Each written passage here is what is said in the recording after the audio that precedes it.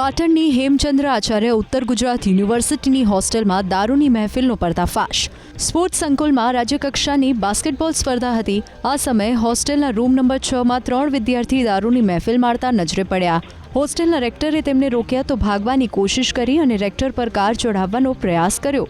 આ દરમિયાન security ગાર્ડે main gate બંધ કરી દીધા। બાદમાં 3 વિદ્યાર્થીને પોલીસ હવાલે કરાયા। પૂછપરછમાં 3 વિદ્યાર્થી આણંદના હોવાનું સામે આવ્યું। હોસ્ટેલમાં દારૂની મહેફિલને લઈ એનએસયુઆઈએ હલ્લાબોલ મચાવ્યો।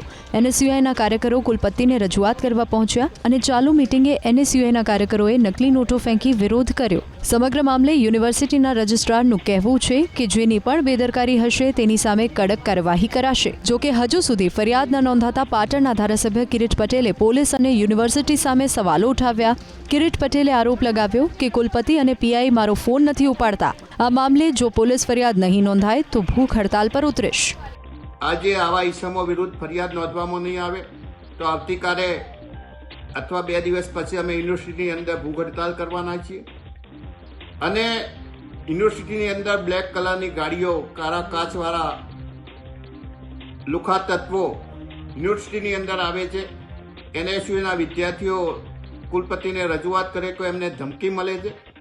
એટલે મીડિયાના માધ્યમથી હું એસપી અને ગૃહમંત્રીને વિનંતી કરવા માગું છું કે પાટણની અંદર જે સરેઆમ કાયદાનો ભંગ થઈ રહ્યો છે એના માટે જાગૃત બને।